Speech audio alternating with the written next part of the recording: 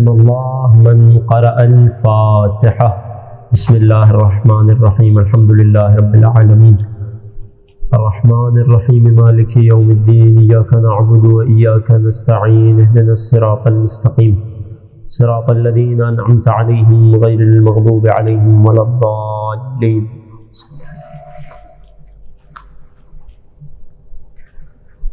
صلی اللہ علیک یا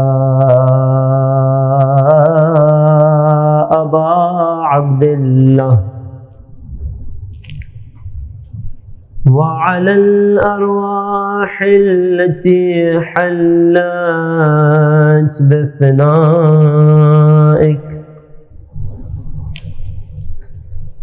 عليك مني سلام الله أبدا ما بقيت، وبقي الليل والنهار، ولا جعله الله آخر العهد مني لزيارتكم۔ شب اربعین ہے، جس کے دل میں بھی سید الشہداء کی زیارت کی تمنا ہے، میرے ساتھ مل کر ان جملوں کو مولا کی بارگاہ تک پہنچائیے گا۔ السلام علی الحسین وعلی علی ابن الحسین وعلی اولاد الحسین وعلى أصحاب الحسين، ما شاء الله لا حول ولا قوة إلا بالله العلي العظيم۔ أعوذ بالله السميع العليم من الشيطان اللعين الرجيم، بسم الله الرحمن الرحيم۔ الحمد لله الذي خلقنا في أمة الذي فاز رتبته إلى قاب قوسين، وأكرمنا بولاية وصيه الذي ردت له الشمس مرتين، وجاهد بالسيفين وصلى إلى القبلتين، وشرفنا بحب الزهراء أم السبطين، وجعلنا من الباكين على مصاب الحسن والحسين، والتسعة من ذرية الحسين الذين من بكى على مصابهم رجح حسناته أعمال الثقلين، والصلاة والسلام والتحية والإكرام على أشرف الكونين رحمة للدارين جد الحسنين، أعني أبا القاسم محمد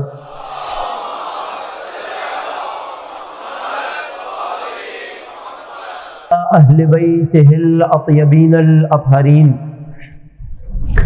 رحمة الله على محبيهم ولعنة الله على أعدائهم ومنكري فضائلهم وغاسبي حقوقهم أجمعين، أما بعد، فقد قال سيدنا ومولانا أبو عبد الله الحسين عليه أفضل الصلاة والسلام: أيها الناس، إن الله خلق العباد ما خلق العباد إلا ليعرفوه، فإذا عرفوه عبدوه، فإذا عبدوه استغنوا بعبادته عن عبادة ما سواه، صدق مولانا العظیم۔ ایک درود پڑھیے محمد و آل محمد۔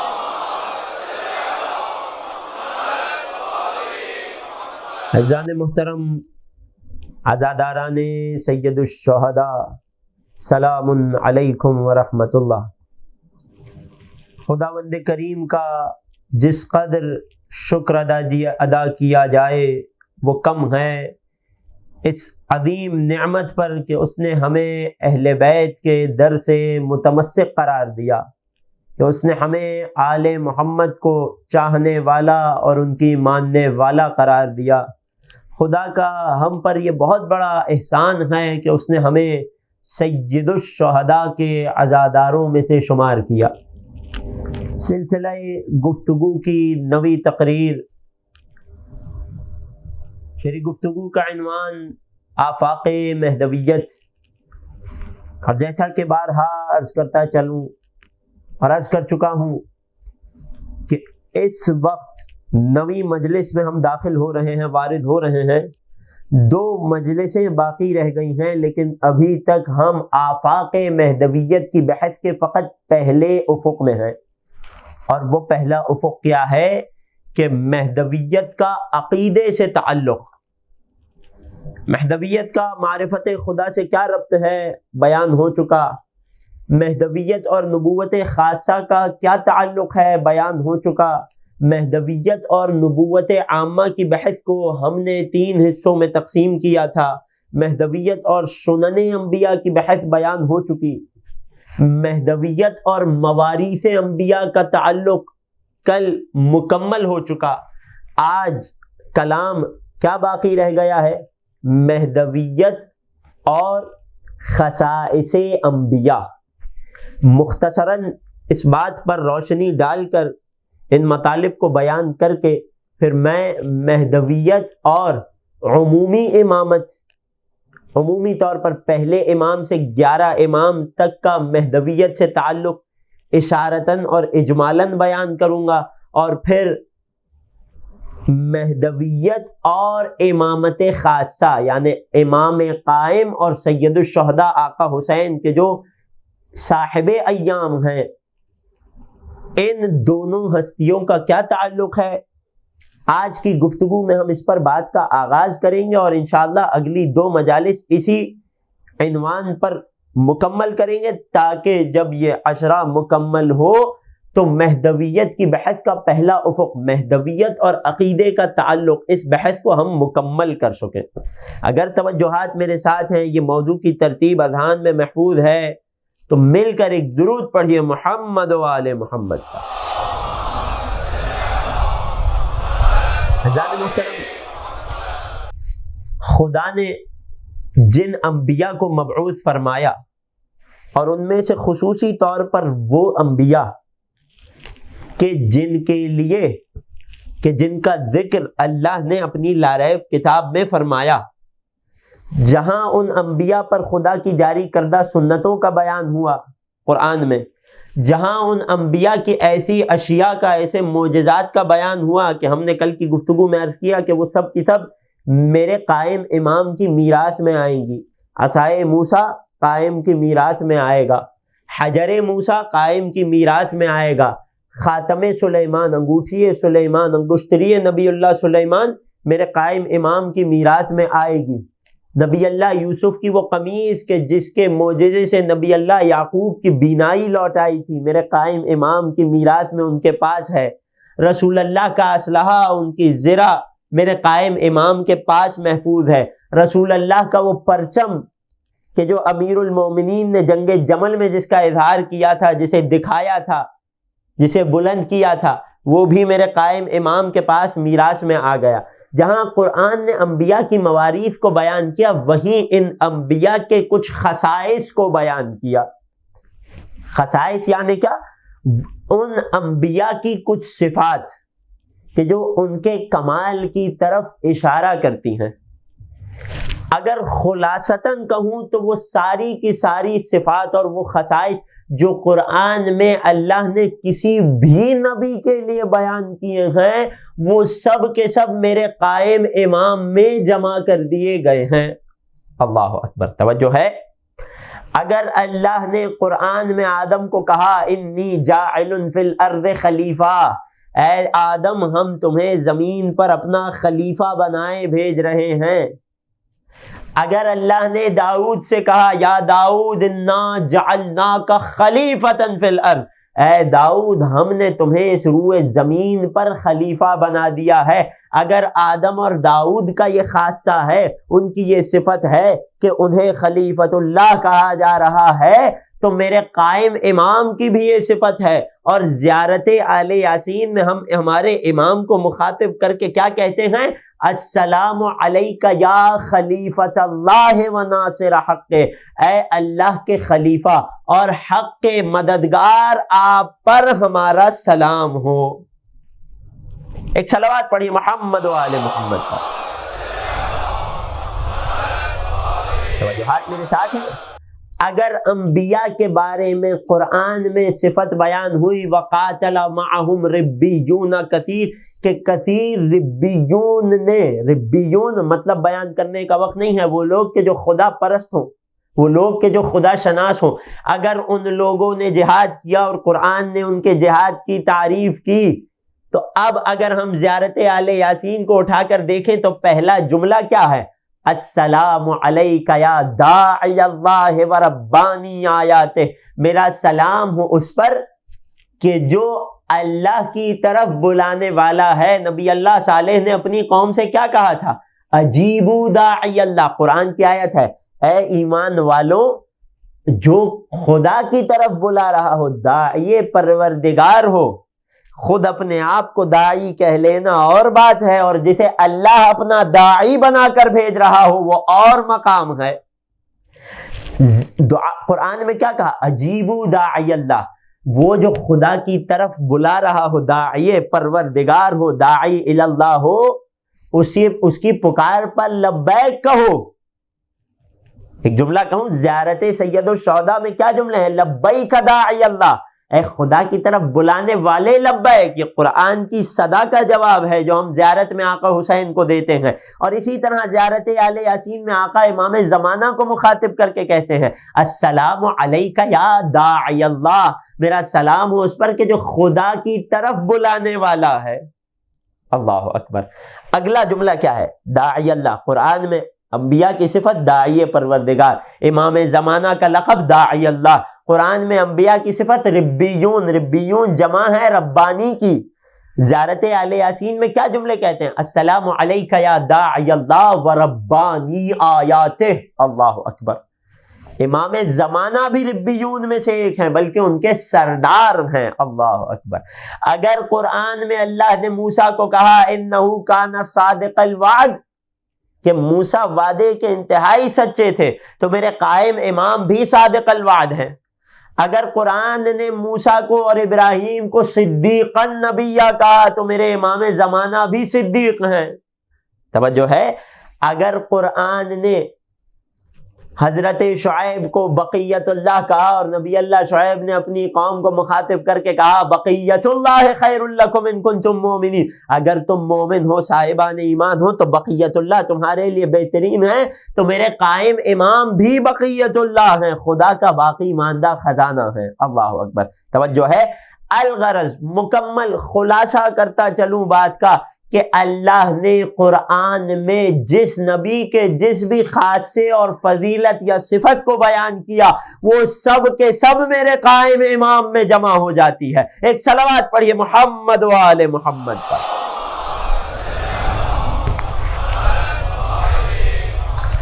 بہت ہی خلاصتاً میں نے آپ کی خدمت میں خصائص انبیاء اور قائم آل محمد کے تعلق کو بیان کیا۔ کیوں؟ کیونکہ میرے پاس اب دنوں میں گنجائش نہیں ہے کہ قائم آل محمد اور نبوت کی بحث کو اور طول دے سکوں۔ انشاءاللہ پھر کہیں کبھی خدا نے توفیق دی تو اس بحث کو تفصیل سے پیش کیا جا سکتا ہے۔ بہرحال مہدویت اور معرفت خدا ہم نے بیان کر دیا۔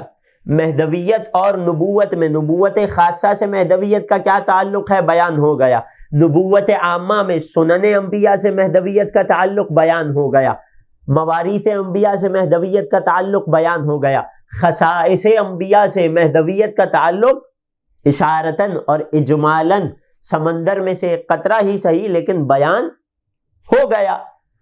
اب کون سی بحث رہ گئی؟ مہدویت اور امامت کی بحث۔ اللہ اکبر۔ خود میرے مولا ائمہ میں سے ایک ہیں اور ان کے آخری ہیں اور ان کے خاتم ہیں اور ان کے متمم ہیں، لیکن خود امام زمانہ کا باقی 11 ائمہ سے عمومی طور پر کیا عجیب تعلق ہے. میں پھر کہہ رہا ہوں، بحث کی تفصیل میں نہیں جاؤں گا، فقط اشارے کر کے آپ کی خدمت سے آگے گزر جاؤں گا. اگلے اور آخری عنوان پر آنا چاہتا ہوں کہ مہدویت اور امامت خاصہ کا کیا تعلق ہے. توجہات میرے ساتھ ہیں تو ایک درود پڑھ دیجئے محمد و آل محمد پر. مہدویت اور ائمہ کی امامت کا تعلق کیا گہرا تعلق ہے. اصلاً پوری ذمہ داری سے کہہ رہا ہوں، کوئی امام ایسے نہیں ہیں کہ جنہوں نے اپنے اصحاب کے سامنے قائم آل محمد کا بارہا تذکرہ نہ کیا ہو. اصلاً اس سے بڑھ کے اور کیا تعلق چاہیے ائمہ کا اور امام قائم کا کہ ہر امام نے میرے قائم امام کے بارے میں، ہر امام نے آخری امام کے بارے میں ایک جملہ کہا ہے. ہر امام کی روایت میں ملتا ہے بے ابی و امی. اللہ اکبر. اگر امام، میں اور آپ کسی کو یہ جملہ کہیں تو یہ معمول ہوا کرتا ہے. اگر امام کسی ہستی کے بارے میں کہہ دیں کہ میرے ماں باپ آپ پر قربان ہو جائیں تو وہ کوئی اور نہیں، فقط میرے مولا و آقا امام زمانہ ہے. اللہ اکبر. توجہ کر رہے ہیں. ہر امام نے، امام علی سے لے کر امام عسکری تک 11 ائمہ نے یا تو ایک مرتبہ یا کئی مرتبہ یہ جملہ ارشاد فرمایا بے ابی و امی. جب قائم آل محمد کو یاد کرتے تو کیا کہتے؟ میرے ماں باپ ان پر قربان ہو جائیں. اللہ اکبر. جس کے بارے میں ائمہ یہ جملہ کہہ رہے ہیں اس امام کا مقام اور مرتبہ اور فضیلت ہماری کیا تمام بشریت کی سمجھ سے بالاتر ہوگا. توجہ ہے. یہ تو 11 ائمہ کے جملے ہیں. اصلاً امام صادق علیہ السلام ایک منزل اور آگے بڑھتے ہیں، اور کیا عجیب جملہ ہے امام صادق کا. فرماتے کہ لو ادرکتہ لخدمتہ طوال حیاتی. اللہ، ہم اپنے آپ کو کہتے ہیں، ہم انشاءاللہ ہم خدا سے دعا کرتے ہیں نا کہ خدایا امام زمانہ کے خادمین میں ہمارا شمار فرما. ہماری اوقات ہی کیا ہے کہ ہم خادم امام بن سکیں. ہم تو امام کے خادموں کے خادم بن جائیں، یہی بڑی بات ہے. توجہ ہے. یہ کون ہے 12واں امام کہ جس کے بارے میں چھٹے امام خدا کی حجت جب انہیں یاد کر رہی ہے تو فرما رہے لو ادرکتہ لخدمتہ طوال حیاتی. اگر میں قائم آل محمد کے زمانے کو درک کر لیتا تو میں خود اپنی ساری زندگی طول حیات میں ان کی خدمت کرتا. اللہ اکبر. کیا اس کے بعد بھی کوئی درجہ، کوئی مرحلہ، کوئی فضیلت تصور کی جا سکتی ہے؟ کیا اس سے بڑھ کر بھی ائمہ کا اور امام زمانہ کو کوئی تعلق بیان ہو سکتا ہے؟ لو ادرکتہ لخدمتہ طوال حیاتی. اگر میں قائم کے زمانے کو درک کر لیتا تو طول حیات میں اپنی ساری زندگی ان کی خدمت کرتا. اللہ اکبر. میں ہاتھ جوڑ کے کہوں گا کہ جس کی خدمت گاروں میں، جس کی خدمت کی تمنا رکھنے والوں میں چھٹے امام جیسی ہستی بھی ہو تو اس کا حق ہے کہ عیسیٰ تشریف لائیں اور اس کی اقتداء میں نماز ادا کریں. ایک صلوات پڑھیے محمد و آل محمد پر. یہ ربط ہے قائم آل محمد کا ائمہ کی امامت سے عمومی طور پر. توجہ کر رہے ہیں. بس آخری جملے اس بحث سے، اس نقطے پر کہ عمومی طور پر امامت کا قائم آل محمد سے کیا ربط ہے. وہ امام قائم کہ جس کا اسم گرامی آ جانے پر ایک امام معصوم احترام میں اپنی جگہ سے بلند ہو جاتے ہوں، ہماری کیا مجال کہ ہم اس کی مقام کو سمجھ سکیں. کیا ایسے ہی سنت رائج ہو گئی مومنین میں کہ امام قائم کا جب لقب قائم آتا ہے تو اپنی جگہ سے بلند ہو جاتے ہیں؟ یہ تو مجلس کے تقاضے ہیں کہ میں اپنی جگہ سے بلند نہیں ہو سکتا، وگرنہ حق ہے اس نام کا. کیا یہ صفت مؤمنین میں ایسے ہی رائج ہو گئی؟ نہیں عزیزوں، امام معصوم نے تعلیم دی ہے. روایت کیا ہے؟ روایت یہ ہے کہ جب دعبل خزاعی رضوان اللہ علیہ شاعر اہل بیت، اللہ اکبر، کیا مقام ہے دیبل کا جانتے ہیں؟ کہ جب امام رضا دیبل سے ملاقات کرتے تھے، دیبل امام کی زیارت کو آتے تھے تو خود امام رضا تمنا کرتے تھے اے دیبل ہمیں اہل بیت کی مدح میں یا ہمارے جد حسین کے مرثیے میں کچھ اشعار سنا دو۔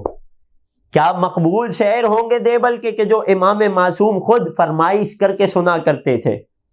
انہی قصائد میں سے کہ جن کی فرمائش آقا رضا کیا کرتے تھے دیبل سے، ایک قصیدہ تھا کہ جس میں دیبل خزائی نے امام قائم کا تذکرہ کیا ہے، اور جب ایک روز دیبل خزائی میرے 8ویں سرکار سلطان عرب و عجم کی بارگاہ میں حاضر ہو کر بیٹھ کر امام رضا کو وہ قصیدہ سنا رہے تھے، اور قصیدے میں اچانک امام قائم کا نام آیا، دیبل کہتے ہیں میں پریشان ہو گیا، میں نے دیکھا، میں نے قصیدے کا مصرع ادا کیا، امام قائم کا ذکر آیا، مولا رضا اپنی جگہ سے بلند ہو گئے۔ اللہ اکبر! وہ کہ جس کے لیے امام اور حجت خدا اٹھ جائے، اس ہستی کا مقام کیا ہوگا؟ ایک صلوات پڑھیے محمد و آل محمد پر۔ جو فرما رہے ہیں مہدویت اور عمومی طور پر ائمہ کی امامت کا ربط، بحث کو ایک آخری نتیجہ دے کر مکمل کر دوں، خلاصہ کر دوں، بات کو آخری منزل تک پہنچا دوں کہ جس کے بعد کسی بات کی گنجائش نہیں ہے۔ میرے چھٹے امام، کئی ائمہ سے حدیث اور اس کا مضمون و مفہوم نقل ہوا، لیکن خصوصی طور پر میرے چھٹے امام صحابی کو مخاطب کرتے ہیں، اور صحابی بھی کون؟ کوئی بڑا با معرفت صحابی، کون؟ صفوان جمال۔ یہ کون سا صحابی ہے؟ اس کی معرفت کو درک کرنا ہو تو فقط اتنا جان لیجئے کہ روز اربعین آ رہا ہے نا، وہ جو زیارت اربعین مومنین تک پہنچی ہے، وہ چھٹے امام نے اسی صفوان جمال کو ہی تعلیم دی تھی۔ وہ صفوان جمال، چھٹے امام صفوان جمال کو مخاطب کر کے، توجہ کیجیے گا، امامت کا اور مہدویت کا ربط، عمومی طور پر 11 اماموں کی امامت کا اور میرے 12ویں امام کی امامت کا ربط، میرے چھٹے امام ایک قاعدہ اور ایک قانون بیان کرتے ہوئے فرماتے ہیں اور ایک تشبیہ دیتے ہیں، من اقر بجمیع الائمہ، اور یہ روایت بھی شیخ صدوق نے کتاب کمال الدین میں لکھی، عرض کر چکا ہوں وہ کتاب جو امام زمانہ کے امر پر لکھی گئی۔ کیا جملے ہیں روایت کے؟ من اقر بجمیع الائمہ، اللہ اکبر! وہ شخص کہ جس نے 1 2 3 5 نہیں 11 اماموں کی، تمام ائمہ کی امامت کا اقرار کر لیا، امام عسکری تک، امام علی سے لے کر امام عسکری تک تمام ائمہ کا اقرار کر لیا۔ وجحد المہدی، لیکن ہماری نسل میں جو مہدی آنے والے ہیں ان کی امامت کا منکر ہو گیا۔ لوگوں کے ذہنوں میں سوال اٹھے گا، کیا کوئی ایسا بھی ہو سکتا ہے کہ جو 11 اماموں کی امامت کو تو مان لے لیکن 12ویں کی امامت کا منکر ہو جائے؟ عزیزوں، کیا اس سے پہلے دنیا کے لوگوں نے یہ کام نہیں کیا؟ وہ تو الگ ہے کہ جنہوں نے 12 ہی اماموں کی امامت کو رد کر دیا، کیا ایسے نہیں گزرے کہ جنہوں نے امام حسین تک کی امامت کو قبول کیا، امام زین العابدین کی امامت کو قبول کیا، لیکن امام باقر پر ٹھہر گئے، 4 کی امامت کو مانا، 5ویں سے انکار کر دیا؟ کون ہے؟ فرقہ زیدیہ، آج بھی موجود ہے دنیا میں۔ کیا ایسے نہیں گزرے کہ جنہوں نے چھٹے امام کی امامت تک تو مانا، پہلے سے لے کر چھٹے امام تک کو مان لیا، لیکن 7ویں امام کے منکر ہو گئے؟ کیا آج بھی موجود نہیں ہیں مسلمانوں کے وہ فرقے؟ کیا ایسے نہیں گزرے تاریخ میں جنہوں نے 7ویں امام کی امامت کو تو مانا لیکن 8ویں امام کی امامت کا انکار کر دیا؟ فرقہ واقفہ، وقت نہیں ہے، تاریخ میں جا کر پڑھیے گا۔ تو جب 7ویں امام تک کی امامت لوگ آ گئے لیکن 8ویں سے امامت کا انکار کر دیا، تو کیا یہ ممکن نہیں ہے کہ 11ویں تک کی امامت کو مانیں اور 12ویں کی امامت کے منکر ہو جائیں؟ اصلاً روایات بڑی خطرناک ہیں اس حوالے سے، دل دہل جاتا ہے ان روایات کو پڑھ کر، خوف محسوس ہوتا ہے۔ خدا کی قسم، جب چھٹے امام نے ہمیں سکھایا ہے نا کہ غیبت کے زمانے میں مسلسل یہ دعا کرتے رہو، یا اللہ یا رحمان یا رحیم یا مقلب القلوب ثبت قلبی علی دینک، اے اللہ، اے رحمان، اے رحیم، اے دلوں کو بدل دینے والے، مجھے میرے دین پر ثابت قدم رکھنا۔ یہ دعا خاص چھٹے امام نے دور غیبت کے مومنین کے لیے تعلیم دی ہے۔ کیوں؟ چونکہ امام فرماتے ہیں ایسا فتنہ ہوگا، ایسی آزمائش ہوگی، ایسا امتحان ہوگا کہ کئی لوگ طول غیبت کی وجہ سے غیبت کے انکاری ہو جائیں گے، نتیجے میں آخری امام کے منکر ہو جائیں گے۔ اللہ اکبر، خدا ہم سب کے ایمان کو سلامت رکھے، محفوظ رکھے۔ اب واضح ہو رہا ہے عزیزو کہ کیوں اس بحث کو اتنا زور دے کر اتنی تاکید کے ساتھ منبر حسینی سے پیش کیا جا رہا ہے۔ بڑی سخت روایات ہیں اس حوالے سے۔ ائمہ نے بتایا ہے جو شخص جلدی کرے گا اس امر میں، ظہور میں تعجیل کی دعا اور ہے لیکن جلد بازی دکھانا اور ہے۔ ظہور میں تعجیل کے لیے دعا کی تاکید آئی ہے لیکن جلد بازی دکھانے کی مذمت آئی ہے روایت میں۔ امام نے واضح فرما دیا ہلک المستعجلون، جو شخص ہمارے قائم کے ظہور میں جلد بازی دکھائے۔ ایک ہے دعا کرنا لیکن ساتھ میں خدا کی مرضی پر راضی رہنا، لیکن ایک ہے کہ اب ظہور کیوں نہیں ہو جاتا، اب تو مناسب حالات آ گئے، اب تو دنیا کی صورتحال ایسی ہو گئی ہے، اب تو ممالک کی سیاسی حالات ایسے ہو گئے، اب تو ظہور ہو جانا چاہیے۔ یہ سب باتیں کیا ہے؟ یہ سب استعجال ہے، یہ سب جلد بازی ہے، یہ سب امر خدا میں دخل اندازی ہے۔ امام فرماتے ہیں ہلک المستعجلون، ہمارے قائم کی غیبت میں جلد بازی کرنے والے ہلاک ہو جائیں گے۔ ایک صلوات پڑھیے محمد و آل محمد پر۔ مولا جلد بازی نہ کرے تو کیا کریں؟ کس خط پر باقی رہے؟ بہت اہم ہے نا کہ دور غیبت میں اپنے ایمان کو کیسے محفوظ رکھے۔ اصلاً تفصیلی روایات ہیں نبی اللہ نوح کی سنتوں میں، ان کے خصائص میں بیان نہیں کر پایا وقت کی وجہ سے، لیکن کیا عظیم امتحان ہے یہ امتحان غیبت کہ امام نے فرمایا ہے واللہ لتغربلن۔ اللہ اکبر، عجیب جملے ہیں روایت کے۔ تو غربلن لفظ نکلا ہے غربال سے۔ غربال عربی زبان میں چھنی کو کہتے ہیں۔ اللہ اکبر۔ چھٹے امام فرما رہے ہیں خدا کی قسم اس غیبت کو معمولی نہ سمجھنا، یہ آزمائش ہلکی نہیں ہے۔ اس زمن غیبت میں ائمہ کی امامت پر ثابت قدم رہنا، ڈٹے رہنا بہت زیادہ ضروری ہے۔ اپنے آپ کو در امام سے، در معصوم سے جوڑ کے رکھنا بہت اہم ہے۔ چھٹے امام فرماتے ہیں اس غیبت کے آزمائش کو تم ہلکا نہ لو، آسان نہ سمجھو۔ خدا کی قسم تمہاری چھانٹی کی جائے گی، تمہیں چھانا جائے گا۔ کیا ایک مرتبہ نہیں، 3 مرتبہ امام نے تاکید کی۔ لتغربلن ثم لتغربلن ثم لتغربلن، کئی بار اس امتحان غیبت میں لوگوں کی چھانٹی کی جائے گی، انہیں چھانا جائے گا۔ حتی ما یبقى الا المخلصون، یہاں تک کہ فقط وہ اس عقیدے پر ثابت قدم رہے گا۔ کس کے عقیدے پر؟ 12ویں کی امامت اور غیبت کے عقیدے پر، کہ جو انتہائی مخلص ہوگا، کہ جو انتہائی ثابت قدم ہوگا خط آل محمد پر۔ توجہ کر رہے ہیں؟ یہاں دل دہل جاتا ہے، خوف محسوس ہوتا ہے، اور خوف ہونا بھی چاہیے۔ کبھی اپنے ایمان پر مطمئن نہ ہوئیے گا۔ علامات مومن میں سے ایک علامت یہ ہے کہ خوف اور رجا، خوف اور امید کے درمیان زندگی گزارتا ہے۔ لوگ پریشان ہو جاتے ہیں، سوال کر رہے ہیں، میں چہروں پر پریشانی دیکھ رہا ہوں، تو پھر کیا کیا جائے؟ امام نے جس حدیث میں راوی کو غیبت کے زمانے میں پڑھی جانے والی دعائے غریق تعلیم دی، یا اللہ یا رحمان یا رحیم یا مقلب القلوب ثبت قلبی علی دینک، امام نے فرمایا کثرت سے اٹھتے بیٹھتے دور غیبت میں اس دعا کو پڑھا کرو۔ اسی روایت میں امام نے ہمیں وہ راز، وہ چابی، وہ کنجی بھی عطا کر دی کہ جس کے ذریعے سے دور غیبت میں اپنے عقیدے کو محفوظ رکھا جا سکتا ہے۔ اللہ اکبر۔ توجہ ہے، میں پیش کرنے لگا ہوں، اگر آخری شخص تک سماعت آمادہ ہیں، توجہات میرے ساتھ ہیں، تو ایک درود پڑھیے محمد و آل محمد کا۔ چھٹے امام کی وہ حدیث میں نے ابھی مکمل نہیں کی عزیزوں، جو 11 اماموں کی امامت تک اقرار کر لے، 12ویں کا انکار کر دے، اس کا ہوگا کیا؟ میں پیش کرتا ہوں۔ پہلے یہاں اب بات سے بات نکل آئی ہے تو توجہ کیجئے گا۔ امام نے جس حدیث میں دعائے غریق تعلیم دی، اسی حدیث میں ایک اشارہ فرما دیا، اور اگر مومن اس اشارے کو سمجھ لے، اور مولا علی کا فرمان بھی تو ہے العاقل یکفیہ الاشارہ، عقل مند کے لیے اشارہ کافی ہوتا ہے۔ اگر مومنین اس اشارے کو سمجھ لیں تو دور غیبت میں ایمان پر ثابت قدم رہیں گے خدا کی مدد کے ساتھ۔ وہ اشارہ کیا ہے؟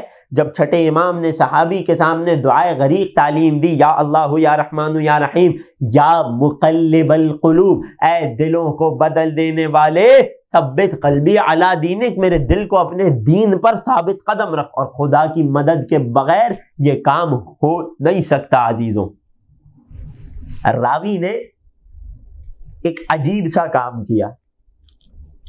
وہ کام کیا تھا؟ اس نے جب دعا کی تکرار کی تو دعا میں ایک لفظ کا اضافہ کر دیا. اللہ اکبر. توجہ کیجیے گا، دور غیبت میں کیسے ایمان پر ثابت قدم رہا جا سکتا ہے، کیسے امتحان غیبت میں کامیاب ہوا جا سکتا ہے. اشارہ ہے اس حدیث میں، اور بڑا ہی کافی اور گہرا اشارہ ہے سمجھنے والوں کے لیے. راوی نے کیا پڑھا؟ امام نے کیا تعلیم دیا تھا وہ تو مومنین کے بچے کو یاد ہے. راوی نے کیا پڑھا؟ یا اللہ یا رحمان یا رحیم یا مقلب القلوب والابصار ثبت قلبی علی دینک. ایک لفظ کا اضافہ کر دیا مقلب القلوب کے ساتھ والابصار کا. ترجمہ کیا بن گیا؟ اے دلوں اور بصارتوں یا بصیرتوں کو بدل دینے والے، کیا خدا ان چیزوں کا مقلب نہیں ہے؟ کیا فقط قلوب کا مقلب ہے، ابصار کو بدل دینے والا نہیں ہے؟ یقیناً ہے. تو پھر کیا راوی نے صحیح کام کیا؟ خدا کی قسم چھٹے امام فرماتے ہیں، جب راوی کو یہ جملہ اضافہ کرتے دیکھا فرماتے ہیں خدا یقیناً مقلب القلوب بھی ہے اور مقلب القلوب والابصار بھی ہے، لیکن اب جو دعا تو نے پڑھی وہ مجھ صادق آل محمد کی تعلیم کردہ نہیں ہے. اللہ اکبر. مطلب کیا ہوا کہ ہم ائمہ کی ہر بات کے راز کو نہیں سمجھ سکتے کہ اس میں اضافہ کرتے پھریں. اگر غیبت میں عقیدہ امامت کو بچا کے رکھنا ہے، 12 ائمہ کی امامت پر اعتقاد رکھنا ہے، تو جو امام نے بتا دیا اس پر ثابت قدم رہنا ہے، اس سے 1 انچ اور 1 قدم بھی اضافہ نہیں کرنا، ورنہ وہ آل محمد کا دین نہیں رہے گا، میرا اور تمہارا دین بن جائے گا. اللہ اکبر. سختی سے اپنے آپ کو دور غیبت میں ائمہ کی تعلیمات پر ثابت قدم رکھا جائے، نہ 1 انچ پیچھے ہٹا جائے اور نہ 1 انچ آگے بڑھا جائے آل محمد سے. یہ ہے وہ چابی، یہ ہے وہ راز کہ جو انسان کو دور غیبت میں عقیدہ امامت پر ثابت قدم رکھ سکتا ہے. ایک صلوات پڑھیے محمد و آل محمد پر.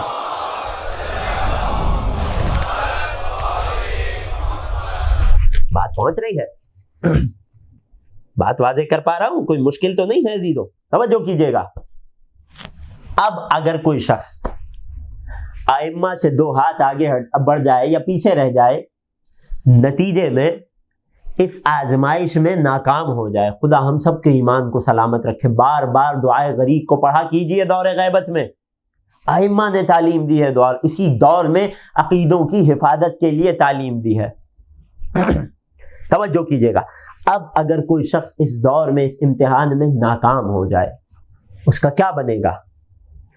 چھٹے امام کی حدیث، کمال الدین کی کتاب سے جو حدیث پڑھ رہا ہوں، جو صفوان جمال راویے زیارت 40 کو چھٹے امام نے تعلیم فرمائی، کیا فرماتے ہیں؟ من اقر بجمیع الائمہ، جو شخص 1 سے لے کر 11 اماموں تک کی امامت کا اقرار کر لے، وجحد المہدی، لیکن ہمارے مہدی کی امامت کا انکار کر دے، اس کی مثال کیا ہے؟ اس کا حکم کیا ہے؟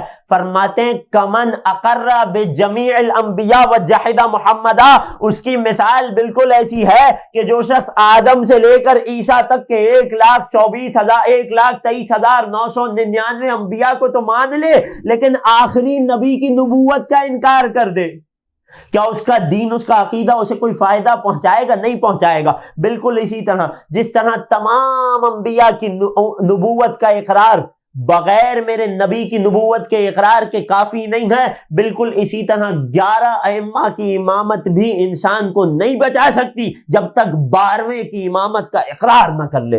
ایک صلوات پڑھیے محمد و آل محمد پر. بات واضح ہو رہی ہے؟ بات پہنچ رہی ہے؟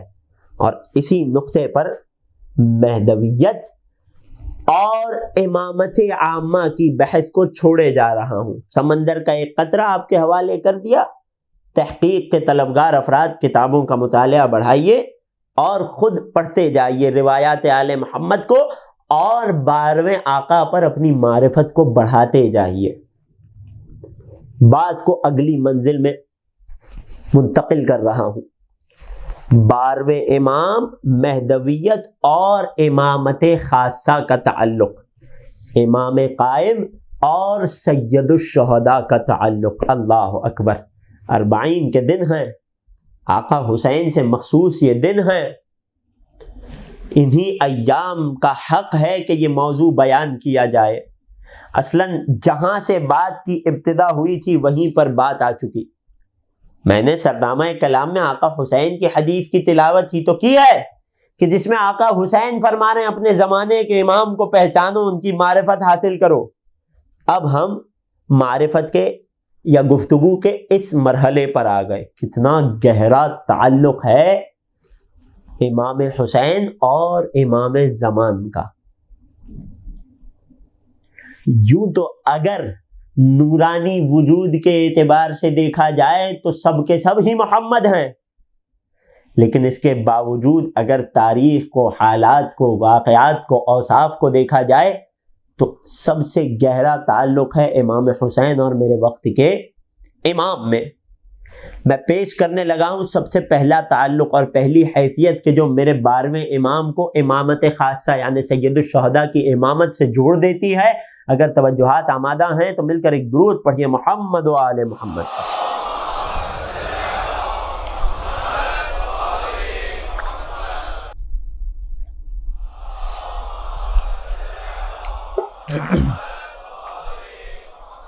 سب سے پہلا اور بہت گہرا اور بہت اہم تعلق کہ جس کی طرف خود آقا حسین نے اشارہ فرمایا، اپنی ایک حدیث میں بیان فرماتے ہیں المہدی من نسلی، مہدی مجھ حسین کی نسل میں سے ہیں۔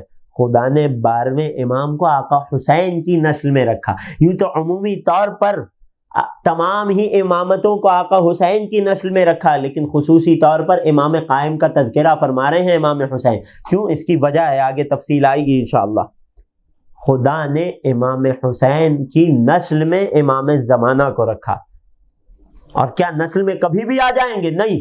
امام حسین بات کو آگے بڑھاتے ہیں وَهُوَ التَّاسِعُ مِنْ وُلْدِي، مہدی کون ہیں؟ میری نسل میں سے میرے 9 فرزند ہیں۔ اللہ اکبر۔ یہ تعلق اتنا گہرا ہے کہ اگر یہی تعلق عالم اسلام کو سمجھ آ جائے تو کوئی عقیدہ مہدویت کا منکر نہیں رہے گا، کوئی انکار نہیں کر سکے گا۔ اصلاً تمام عالم اسلام کا اس بات پر تو اتفاق ہے نا، رسول کی وہ حدیث صحیح ہے نا، المہدی من قریش، کے مہدی قریش میں سے ہیں، عرب کے کسی اور قبیلے سے نہیں ہیں۔ تمام عالم اسلام کا اس بات پر بھی اتفاق ہے کہ المہدی من نسل بنی ہاشم، امام زمانہ بنی ہاشم میں سے ہیں، قریش کے اور کسی قبیلے سے نہیں ہیں۔ پھر رسول نے یہ بھی فرما دیا المہدی من نسلی، مہدی میری نسل میں سے ہیں۔ کئی جملے ہیں من آلی، میری آل میں سے ہیں۔ اللہ اکبر، عجیب جملہ ہے۔ کوئی سوال کر سکتا ہے نا، یا رسول اللہ آپ کی تو نسل نہیں چلی، آپ کی تو ایک بیٹی تھی جناب فاطمہ زہرا، ہماری جانیں قربان ہو جائے شہزادی کی عظمت پر۔ اس کا جواب بھی رسول پہلے دے چکے۔ کب؟ کہ جب حسن و حسین کا تعارف فرما رہے تھے کہ یہ حسن و حسین علی کے صلب سے ہیں لیکن بیٹے مجھ محمد کے ہیں۔ اللہ اکبر، توجہ کر رہے ہیں؟ رسول نے قانون دیا ہے، جس طرح سے اللہ نے نبی اللہ موسیٰ کی نسل کو ہارون سے آگے بڑھایا، اسی طرح مجھ محمد کی نسل کو میرے بھائی علی سے آگے بڑھایا۔ اور اس سے بڑھ کر کیا دلیل چاہیے علی کے نفس رسول ہونے کی؟ اور جب علی کا نفس رسول ہونا ثابت ہو گیا تو رسول کے علاوہ باقی تمام انبیاء سے افضل ہونا بھی ثابت ہو جائے گا۔ ایک صلوات پڑھیے محمد و آل محمد پر۔ توجہ کر رہے ہیں؟ عالم اسلام کا اس بات پر اتفاق ہے کہ امام زمانہ نسل رسول میں سے ہیں لیکن صلب علی ابن ابی طالب میں سے۔ المہدی من نسل فاطمہ یا من بنی فاطمہ، مہدی کون ہوں گے؟ شہزادی فاطمہ زہرا کی آل طاہرہ میں سے ہوں گے۔ اللہ اکبر۔ اب یہاں پر عالم اسلام نے یہاں تک تو حدیث کو لے لیا۔ اگر ہماری بات کی جائے تو ہمارے لیے امام زمانہ کے نسب اور نسل کا قضیہ ازہر من الشمس ہے، کسی قسم کے بال برابر بھی شک کی گنجائش نہیں ہے۔ وہ کیا ہے کہ ہمارے امام زمانہ، ہمارے وقت کے امام کون ہیں؟ کہ جو امام حسین کی نوی اولاد ہے، کہ جو امام حسن عسکری کے فرزند ہیں، کہ جن کی ولادت ہو چکی ہے، اور اس ولادت پر بھی مجھ حقیر کے ناقص مطالعے میں فقط 100 سے زیادہ مصادر اور حوالہ جات موجود ہیں برادران کی کتب سے۔ کس بات پر؟ کہ امام حسن عسکری کے گھر بیٹے کی ولادت ہوئی۔ اختلاف کس بات پر ہے؟ ہم کہتے ہیں یہی بیٹا امام زمان ہے، لیکن برادران اس چیز کو تسلیم نہیں کرتے۔ یہاں ایک بات اور گہری ہو گئی کہ جب رسول کی ایک حدیث میں اضافہ کر دیا گیا۔ وہ حدیث کیا ہے؟ حدیث یہ ہے جو سب نے سن رکھی ہے، مہدویت اور نبوت خاصہ میں بیان بھی ہو چکا ہے۔ المہدی منی، مہدی مجھ سے ہے، رسول کی حدیث۔ اسمہ اسمی، ان کا نام میرے نام پر، میم ہا میم دال ہوگا۔ وکنیتہ کنیتی، جس طرح میری کنیت ابو القاسم ہے ان کی کنیت بھی ابو القاسم ہوگی۔ یہاں تک حدیث متفقہ علیہ، لیکن بعد میں اس حدیث میں ایک اضافہ کر دیا گیا۔ وہ اضافہ بڑا خطرناک ہے۔ وہ اضافہ کیا ہے؟ جہاں رسول نے فرمایا نا اسمہ اسمی، کہ اس کا نام میرے نام پر ہوگا، وہیں بعد میں اضافہ کر دیا گیا وہ اسم ابی علی اسم ابی، کہ ان کا نام تو میرے نام پر ہوگا، رسول کی حدیث، اور اس میں اضافہ کہ ان کے بابا کا نام بھی میرے بابا کے نام پر ہوگا۔ اب یہاں سے تاریخ میں مشکل آ گئی، ہمارے لیے نہیں، دیگر کے لیے۔ وہ مشکل کیا آ گئی کہ ہم جس امام کو امام زمانہ کہتے ہیں، ہم جس ذات کو وقت کا امام مانتے ہیں، ان کے بابا کا نام حسن عسکری علیہ السلام ہے، جبکہ رسول کے بابا کا نام عبداللہ تھا علیہ الصلاۃ والسلام۔ تو اب یہاں اختلاف آ گیا، لیکن اگر اس اختلاف کی وجہ سمجھ آ جائے گی تو یہ مشکل بھی حل ہو جائے گی۔ جانتے ہیں یہ اس حدیث کو کب جعل کیا گیا؟ وہ اسم ابی ہی کا اسم ابی، کے مہدی کے بابا کا نام بھی میرے والد کے نام پر ہوگا۔ اس حدیث کو اس وقت جعل کیا گیا، اور اس کے لیے ذرا سی تاریخ سنتے جائیے، پس منظر کو جاننا بڑا اہم ہے، اگرچہ بہت زیادہ گنجائش نہیں ہے، آج شب اربعین ہے، مصائب بھی طویل ہیں، لیکن سنتے جائیے کہ جب حکومت منتقل ہو رہی تھی چھٹے امام کے دور میں، تو بنو عباس نے کس بات کا نعرہ لگایا تھا؟ کس نعرے پر انہیں حکومت مل رہی تھی؟ بنو عباس نے آل محمد کے حق کا نعرہ لگایا تھا۔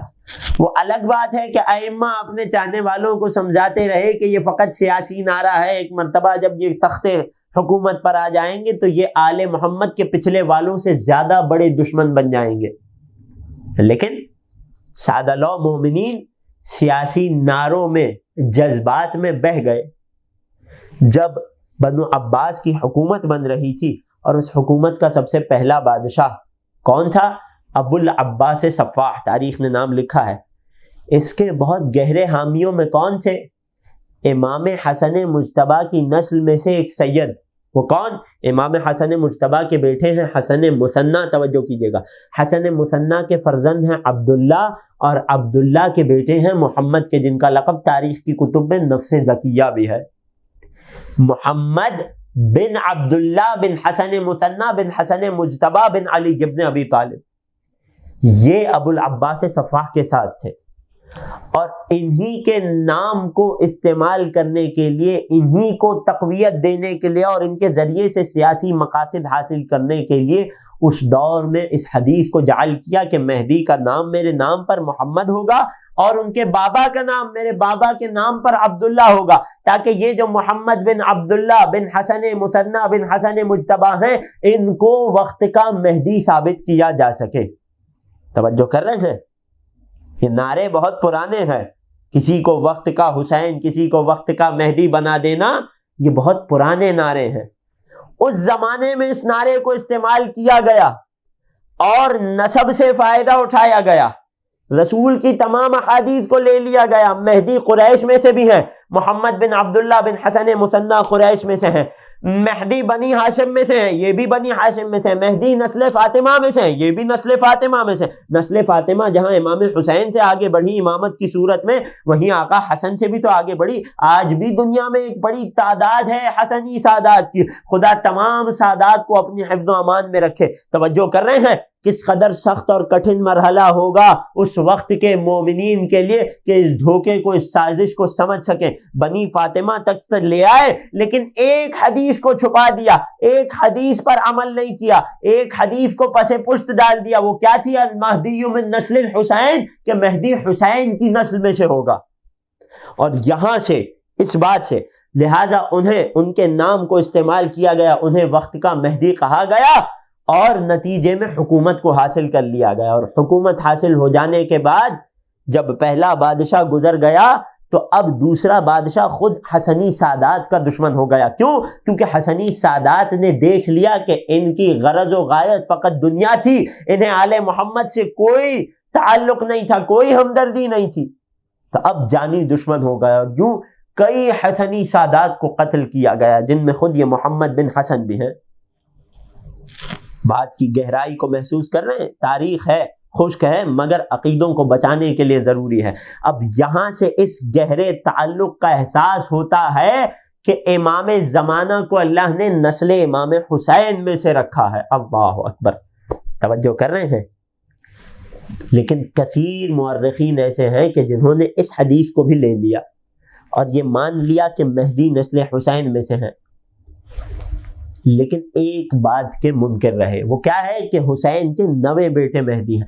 اگر اس ایک حقیقت کو مان لیا جائے کہ مہدی حسین کی نہ صرف نسل میں سے ہیں بلکہ ان کے 9 بیٹے بھی ہیں، تو اب میرا آپ سے سوال ہے کہ اگر مہدی حسین کے 9 بیٹے ہیں، حسین کی نسل میں آنے والے 9 بیٹے ہیں، آقا حسین کی شہادت ہو گئی سن 61 ہجری میں، تو اگر کوئی اس عقیدے کو، اس بات کو، فقط اس چھوٹی سی بات کو مان لے کہ مہدی حسین کے 9 بیٹے ہیں، کہ جو روایات سے ثابت کی جا سکتی ہے، اگر کوئی اس بات کو مان لے تو کیا وہ اس بات کا عقیدہ رکھ سکتا ہے کہ مہدی کی ولادت نہیں ہوئی بلکہ مستقبل میں ہوگی؟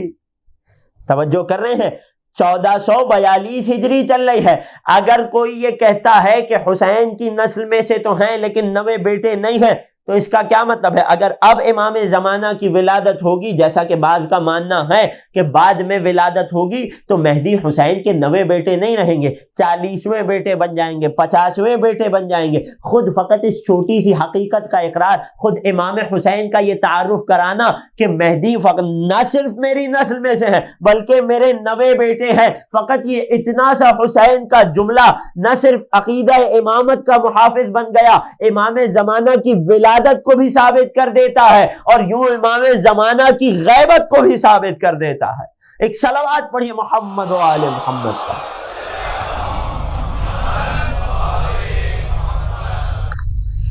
بات کی اہمیت کا اندازہ ہو رہا ہے، بات کی سنگینی کا اندازہ ہو رہا ہے، کتنا اہم نقطہ ہے یہ، کتنا اہم تعلق ہے یہ مہدویت اور امامت خاصہ میں، کہ اللہ نے مہدی کو نسل حسین میں رکھا، نہ صرف نسل حسین میں رکھا، حسین کا 9واں بیٹا قرار دیا۔ اللہ اکبر۔ ایک چھوٹی سی تعداد وہ ہے کہ جو اصلاً ان حقائق سے نابلد ہے، نا واقف ہے۔ ایک بڑی تعداد وہ ہے کہ جو سب کچھ جانتے ہوئے بھی انکاری ہے۔ کیوں انکاری ہے؟ کیونکہ اگر حسن عسکری کے گھر جس بیٹے کی ولادت ہوئی ہے اور جس کی ولادت عالم اسلام کی 100 سے زیادہ کتب سے ثابت کی جا سکتی ہے، اگر فقط یہ مان لیا جائے کہ حسن عسکری کا یہ بیٹا ہی امام زمانہ ہے، یہی وہ مہدی ہے کہ جس کا رسول وعدہ کر کے گئے تھے، جس کی خوشخبری رسول نے دی تھی، یہی وہ مہدی ہے کہ جو ظلم و جور سے بھری ہوئی دنیا کو عدل و انصاف سے بھر دے گا، اگر اس بیٹے کو، حسن عسکری کے اس فرزند کو مان لیا کہ یہی مہدی ہے، تو اس کے بابا کو بھی امام ماننا پڑے گا، اس کے بابا کو بھی برحق ماننا پڑے گا، اور اگر بابا حسن عسکری کو برحق مان لیا تو مقابل میں آنے والے بادشاہ کو ظالم ماننا پڑے گا۔ توجہ کر رہے ہیں عزیزو؟ اور اگر مقابل میں آنے والے بادشاہ کو ظالم مان لیا اور حسن عسکری کی امامت کو برحق مانا، تو ان کے بابا 10ویں امام کی امامت کو بھی ماننا پڑے گا، اور یوں ان کے مقابل میں آنے والے کو بھی ظالم تسلیم کرنا پڑے گا، اور یہ سلسلہ رکے گا نہیں یہاں تک کہ حسن و حسین سے ہوتا ہوا علی ابن ابی طالب کی امامت تک آ جائے گا۔ ایک صلوات پڑھیے محمد و آل محمد پر۔ بات کی سنگینی کا احساس ہو رہا ہے عزیزوں۔ المہدی جو من نسل الحسین، مہدی حسین کی نسل میں سے ہوں گے، وہ التاسع من ولد، آقا حسین بارہا بتا رہے ہیں، تعارف کروا رہے ہیں، مہدی میرے 9ویں فرزند ہوں گے۔ اللہ اکبر، کتنا اہم ہے یہ تعلق۔ اس تعلق کو کہ مہدی کو اللہ نے نسل حسین میں رکھا ہے، اس تعلق کو یہیں چھوڑ کر اگلے تعلق کی طرف اشارہ کر دوں۔ یہاں آج گفتگو کو روک رہا ہوں کہ ہماری بحث سمٹ کر اپنے آخری مرحلے میں لے آیا ہوں۔ مہدویت اور امامت خاصہ کا تعلق، سید الشہداء کا اور امام زمانہ کا تعلق، شاہ کربلا اور منتقم کربلا کا تعلق، اگر قرآن کی زبان میں دیکھنا ہو تو والفجر کا والعصر سے تعلق۔ اللہ اکبر، پہلا تعلق بیان ہو گیا، دوسرا تعلق کہ اللہ نے امام زمانہ کو ہی منتقم خون حسین قرار دیا ہے۔ اس تعلق سے کل کی گفتگو میں انشاءاللہ العزیز بات کا آغاز ہوگا۔ عزیزوں، عزاداروں، آج شب چہلم شہدائے کربلا ہے۔ آج رونے میں ہرگز نہ شرمائیے گا، ہرگز توقف نہ کیجیے گا۔ ابھی کچھ دن پہلے ہی کی تو بات ہے کہ محرم کا آغاز ہوا۔ عزادار یہ سوچ کر بیٹھے تھے، یہ حسرتیں دل میں لیے بیٹھے تھے کہ خوب روئیں گے آقا حسین کو، خوب گریہ کریں گے، خوب عزاداری کریں گے، لیکن کیسے یہ دن گزرتے چلے گئے کہ اب ایام عزا اپنے اختتامی مراحل میں داخل ہو رہے ہیں۔ نہیں معلوم کہ اگلے برس ہم میں سے کون اس دنیا میں حسین کا غم منانے کے لیے موجود ہو اور کون نہ ہو۔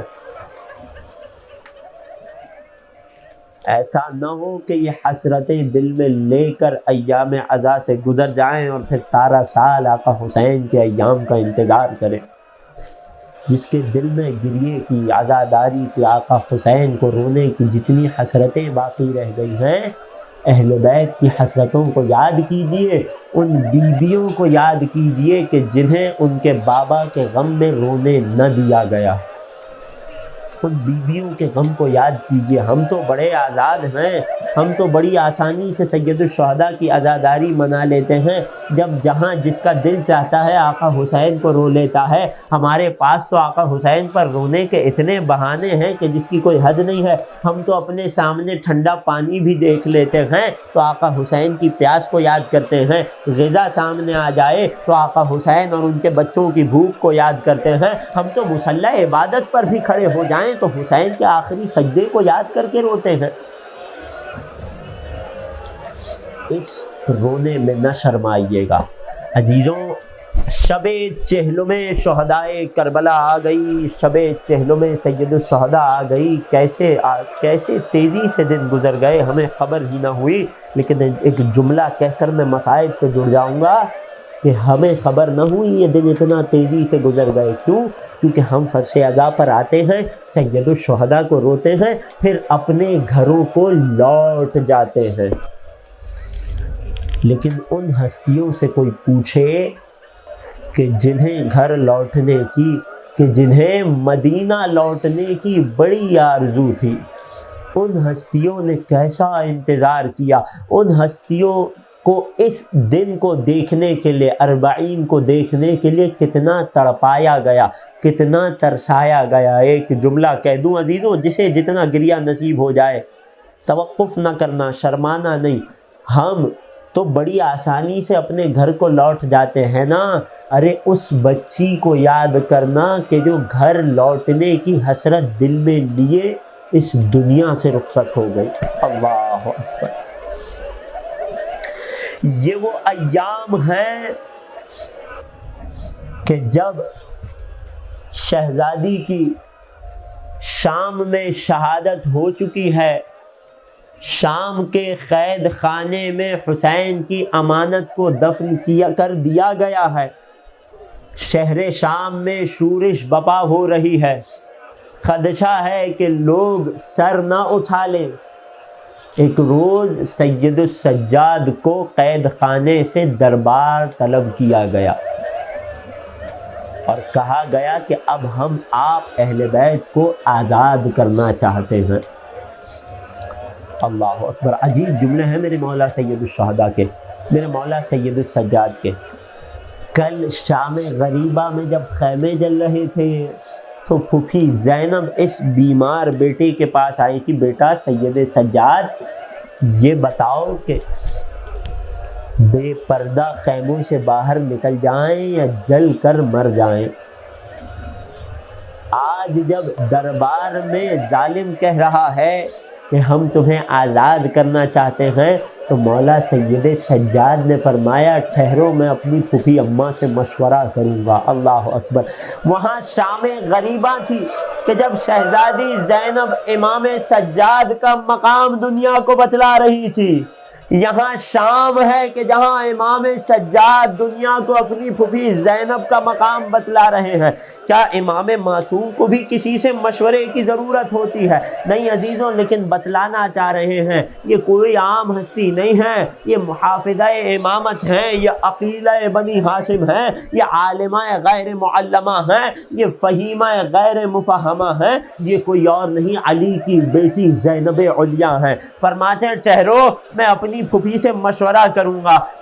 جناب سید سجاد قید میں واپس تشریف لاتے ہیں، پھوپھی زینب سے مشورہ کرتے ہیں۔ پھوپھی زینب، پھوپھی اماں یہ کہہ رہے ہیں کہ ہمیں قید سے آزاد کرنا چاہتے ہیں۔ اللہ اکبر۔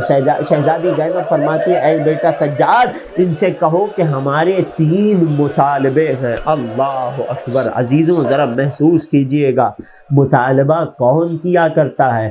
وہ جو مغلوب ہو وہ کیا کرتا ہے یا وہ جو غالب آیا ہو وہ کیا کرتا ہے؟ اللہ اکبر۔ شہزادی زینب فرماتی ہے بیٹا سید سجاد، ان سے کہو ہمارے 3 مطالبے ہیں۔ کون سے 3 مطالبے؟ پہلا مطالبہ یہ ہے کہ یہ جو شہر شام ہے کہ جہاں ہماری سکینہ کی قبر ہے، کہ جہاں ہم پر اتنے مظالم ڈھائے گئے، ہم چاہتے ہیں کہ اس شہر شام میں ہمیں کوئی ایسی جگہ دی جائے، ہمیں کوئی ایسی منزل دی جائے، کوئی ایسی عمارت دی جائے کہ جہاں دل کھول کر اپنے بھیا حسین کا ماتم کر لیں۔ ارے کربلا سے جب سے چلے ہیں ہمیں دل کھول کے رونے نہیں دیا گیا۔ جہاں کوئی بیوی اپنے کسی پیارے کو روتی تھی، کبھی کوئی تازیانہ لے کر آ جاتا تھا، کبھی کوئی تماچا مارتا تھا۔ ہم چاہتے ہیں، ہمارا پہلا مطالبہ یہ ہے کہ ہمیں شہر شام میں عزاداری منانے کی اجازت دی جائے۔ ہاں عزاداروں، پہلا عزا خانہ خود اس شہر شام میں بنا تھا کہ جہاں علی کی بیٹیوں کو قیدی بنا کر لایا گیا تھا۔ یہ معجزہ زینب علیا نہیں ہے تو کیا ہے؟ دوسرا مطالبہ، بیٹا سید سجاد ان سے کہو کہ عصر عاشور اور شام غریبہ میں ہمارے خیموں کو لوٹا گیا تھا، ہمارے لاشوں کو لوٹا گیا تھا، جتنے تبرکات ہم سے لوٹے گئے تھے وہ سب کے سب ہمیں واپس کیے جائیں۔ اللہ اکبر۔ جانتے نہیں ہے نا ان تبرکات میں کیا ہے؟ میں نے پڑھ دیا، آپ نے خاموشی سے سن لیا، ابھی پیش کروں گا ان تبرکات میں کیا ہے۔ رونگٹے کھڑے ہو جاتے ہیں مصائب کو بیان کر کے۔ تیسرا مطالبہ، بیٹا سید سجاد ان سے کہو کہ ہمیں ہمارے شہداء کے سرہائے مقدس واپس کیے جائیں۔ سید سجاد نے یہ 3 مطالبے پیش کیے، لعین نے 3 مطالبوں کو قبول کر لیا۔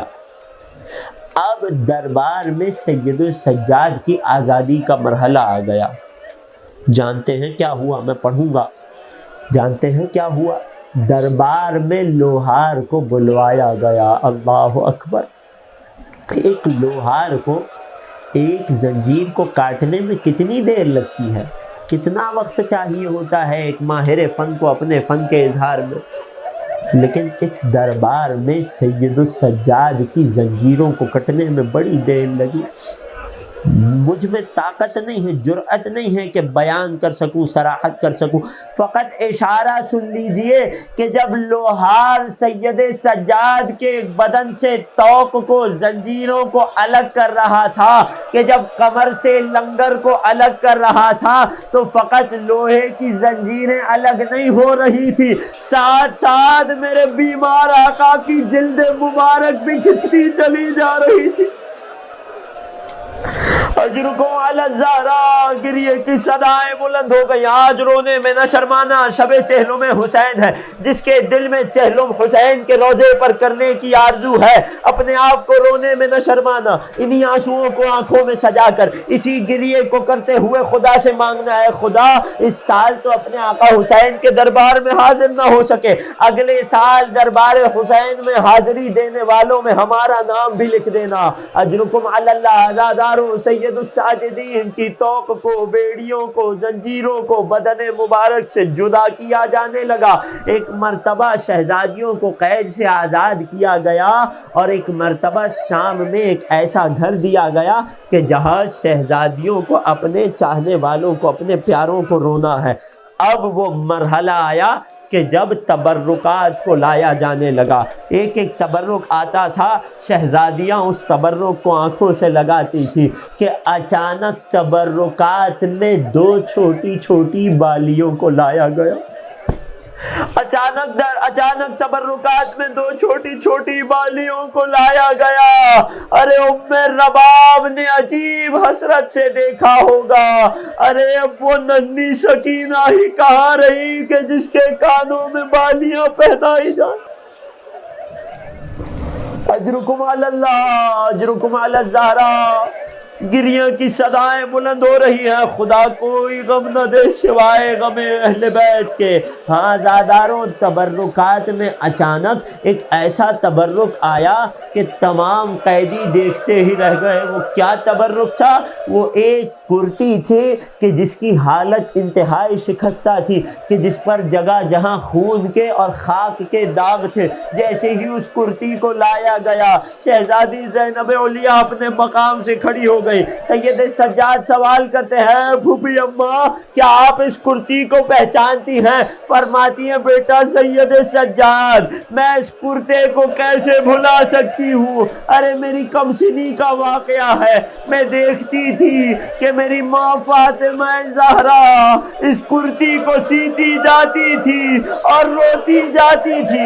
میں نے سوال کیا، ماں یہ کون سا لباس ہے کہ جسے سیتے سیتے آپ اتنا گریہ کر رہی ہے؟ فرماتی ہے، میری بیٹی زینب، میں تو کربلا میں نہیں ہوگی لیکن تم ضرور ہوگی، 70 قدم کے فاصلے سے دیکھ رہی ہوگی کہ جب تیرے بھیا حسین کے گلے پر شمر کا خنجر رواں ہوگا، اس وقت میرا جگر گوشہ حسین اسی کرتے میں ہوگا۔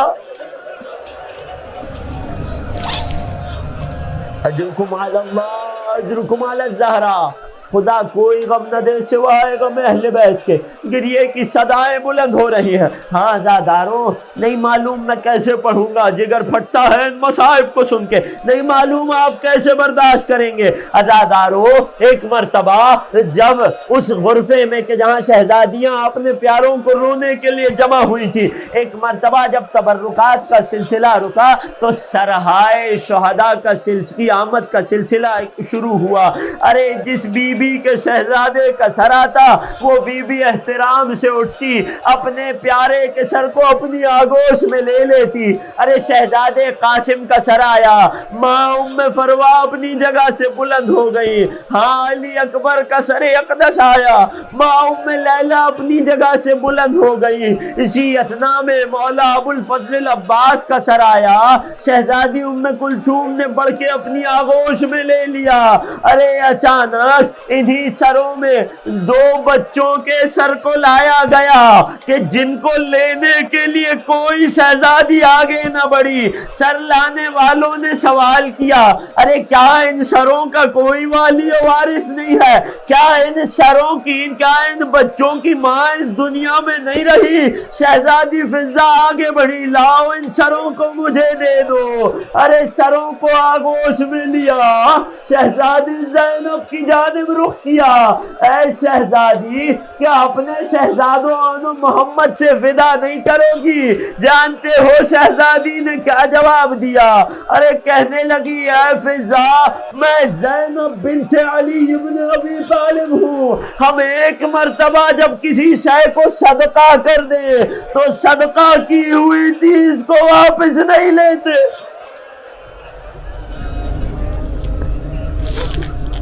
اجرکم علی اللہ، اجرکم علی الزہرا۔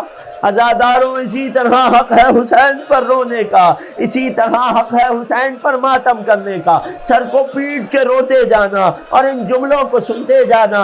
اور یہ بات یاد رکھنا، چھٹے امام حالت سجدہ میں کہتے تھے ارحم تلک الصرخۃ التی کانت لنا، اے خدا ان چیخوں پر رحم فرما جو ہمارے جب حسین کے غم میں اٹھا کرتی ہیں۔ ہاں عزاداروں، اسی اثنا میں ایک ایسا سر آیا کہ جو سب سے زیادہ زخمی لگ رہا تھا، کہ جس کے ہونٹوں پر بھی زخم تھا، کہ جس کے رخساروں پر بھی زخم تھا، کہ جس کی پیشانی اقدس پر بھی زخم تھا۔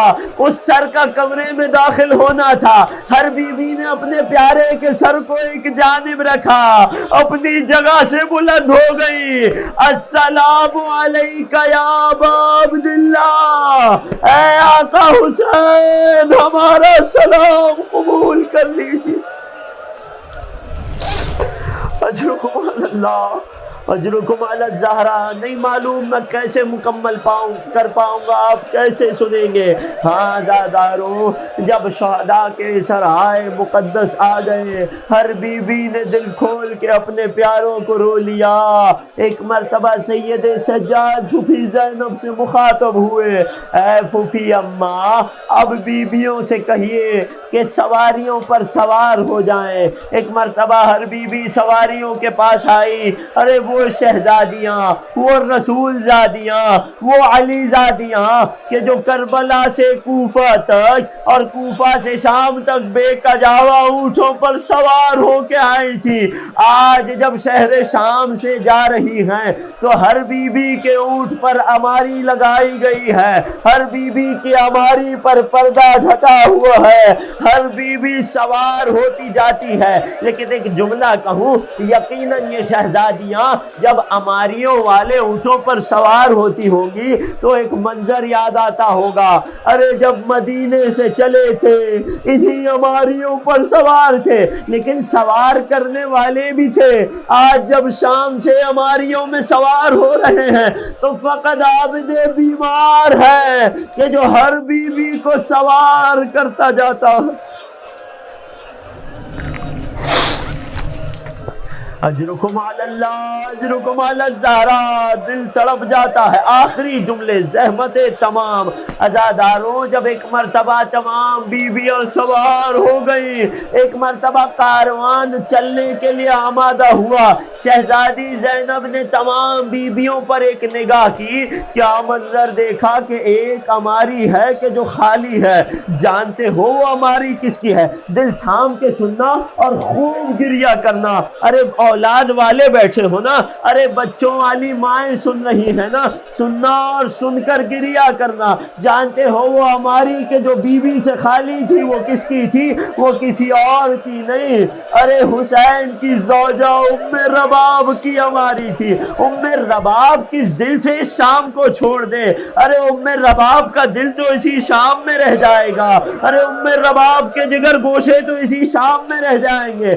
اللہ اکبر۔ شہزادی زینب سید سجاد سے مخاطب ہوتی ہے، اے بیٹا سید سجاد، ماں ام رباب ہماری پر نہیں ہے، مجھے نہیں معلوم ماں ام رباب کہاں ہے۔ تڑپ کر کہتے ہیں پھوپھی اماں، اور کہاں جا سکتی ہے ایک دکھیاری ماں؟ یقیناً سکینہ کی قبر پر ہوگی۔ سید سجاد نے پھوپھی زینب علیہ کو اپنے ساتھ لیا اور ایک مرتبہ اس تنگ و تاریک زندان میں آئے۔ کیا منظر دیکھا، ایک ماں نے اپنے آپ کو اپنی 4 برس کی بچی کی قبر پر گرایا ہوا ہے اور مرثیہ پڑھ رہی ہے۔ اے سکینہ، تجھے تو وطن جانے کی سب سے زیادہ خواہش تھی۔ اے سکینہ، جب شام کو پرندے پرواز کیا کرتے تھے تو مجھ سے سوال کرتی تھی یہ کہاں جا رہے ہیں، میں تجھے بتاتی تھی یہ گھروں کو لوٹ رہے ہیں، تو ہمیشہ یہی پوچھتی تھی اے ماں ہم اپنے گھر کب جائیں گے۔ اے سکینہ تجھے گوشواروں کا انتظار تھا، تجھے چادر کا انتظار تھا، اے سکینہ یہ دیکھ تیری چادر تیری قبر پہ بچھانے لائی ہوں، تیرے گوشوارے تیری قبر پہ سجانے لائی ہوں۔ اللہ اکبر، نہیں معلوم کیسے ام رباب اپنے جگر گوشے کی قبر سے جدا ہوئی ہوگی۔ خدا کسی کو ایسے یتیم نہ کرے جیسے سکینہ یتیم ہوئی۔ اجرکم علی اللہ آزادان۔ آخری جملے، شہزادی زینب اس سے پہلے کہ روانہ ہوتی شام کی عورتوں کو قید خانے میں جمع کیا۔ اے شام کی عورتوں، تم تو اولاد والی ہو، تم تو اپنے بچوں کو یہاں لایا کرتی تھی تاکہ میری سکینہ کا دل بہل جائے۔ ایک جملہ شام کی عورتوں سے کہا، ایک جملہ قبر سکینہ کو مخاطب کر کے کہا۔ شام کی عورتوں سے کہنے لگی، اے عورتوں تم اولاد والی ہو، تم جانتی ہو کہ بچوں کو اندھیرے سے بڑا خوف آتا ہے، ارے کچھ نہ کرنا، فقط اتنا کرنا، شام کی عورتوں ایک وعدہ کرو، روز قبر سکینہ پہ آؤ گی تم۔ اے شام کی عورتوں، فقط اس قبر پر وقت مغرب چند دیے جلا دینا، کہیں ایسا نہ ہو میری شہزادی کو، میری بچی کو، میری امانت کو خوف محسوس ہو۔ ایک جملہ شام کی عورتوں سے کہا، ایک جملہ قبر سکینہ کو مخاطب کر کے کہا، اے سکینہ جب کربلا میں میرا بھیا حسین مجھ سے ودا کر رہا تھا تو تجھے میرے لیے امانت بنا کر سونپا تھا۔ اے سکینہ میں امانت کی حفاظت نہیں کر پائی، لیکن میں بھی زینب بنت علی ہوں۔ اے سکینہ آج تجھے تنہا چھوڑے جا رہی ہوں، لیکن وعدہ کرتی ہوں لوٹ کر شام آؤں گی اور قیامت تک میری بچی تیرے پاس رہ جاؤں گی۔